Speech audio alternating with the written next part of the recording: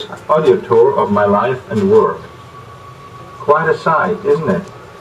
You should have been here in '36 when I moved from Florida City. But wait, let me start at the beginning. I was born in Lativa near Riga in 1887.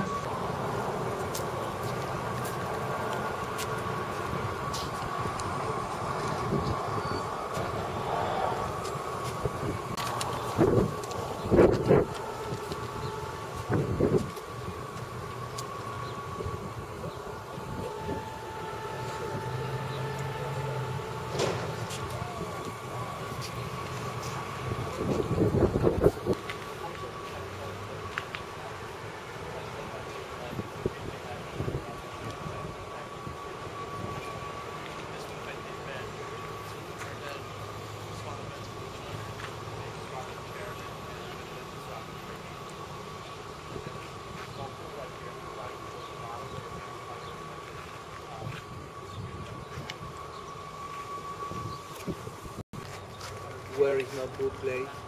An old place. Ah, yeah. He hired a truck.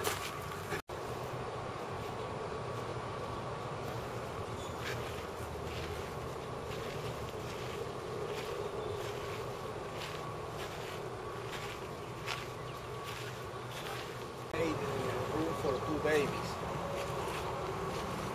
Ah, okay, I see. His wife and 2 babies.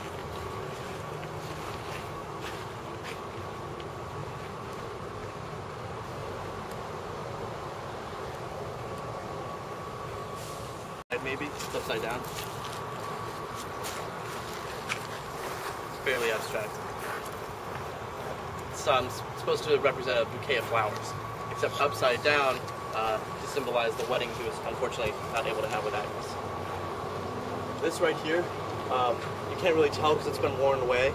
Maybe if you come at my angle on a profile view, you can still make out 2 eyes, the nose, the mouth, and the mane of a lion, being that he was born on August 10th and his astrological sign was Leo. And then there are other signs on here that were just relevant to the magnetic theories that he often employed when he was building the castle. That represented here by right side up shell and upside down shell on the opposite side to signify positive and negative. And then other theories he might have read up on. There's an upside down skull of a monkey here and the face of a man juxtaposed next to each other to symbolize evolution. And then, like any other artist would tell you, the rest of it is open to interpretation. But this right here is the tool shed. And the tool shed, like I mentioned to you earlier, is home to all of his tools, but they're all instruments that he made out of car parts that he took apart from the junkyard. So that fact alone is very interesting. But even more than that is that some of the parts that you see in here are inventions that were state-of-the-art technology at that time that he also created out of junkyard parts. Namely this one right here. Still moving to this day. It's a hand crank electric generator, essentially made from the engine of a truck. It has magnetic pilings cemented to the outside of it. What he would do is take copper wire that you'll notice is on the back wall. He flattened out the wire using this insert over here, and then fashioned the copper wiring to the magnetic pilings by putting in the slits here on the outside of the engine piece, and cranked it for a few minutes. And by doing so and attaching the wire to light bulbs, he could gather enough static electricity to fire off about 2 to 3 light bulbs when he flicked the switch.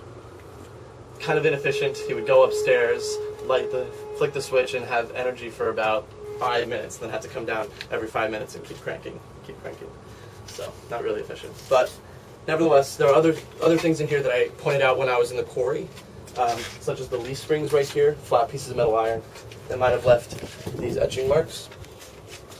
There's the third one. And then there's also the block and tackle pulley that I mentioned to you right there in the corner, and a photograph that depicts him using that pulley to lift up the rocks from the quarry.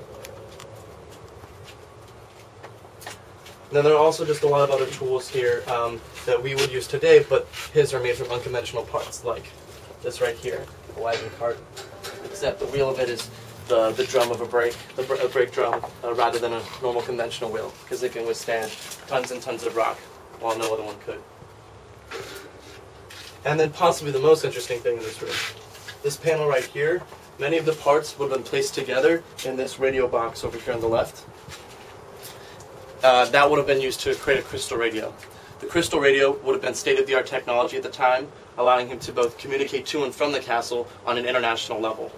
But the reason that it was a problem, or rather interesting, was that he was out here in the middle of nowhere using this incredible technology, but he was out here and of Russian descent, and the CIA thought that that posed a credible enough threat that they needed to come down here and investigate the possibility that he could have been a spy. And they came down here, investigated him as a spy, didn't really find any conclusive evidence to that fact, but you still have to wonder why they thought the threat was credible enough, and secondly, what he was actually doing out here with this technology when he was only building a castle.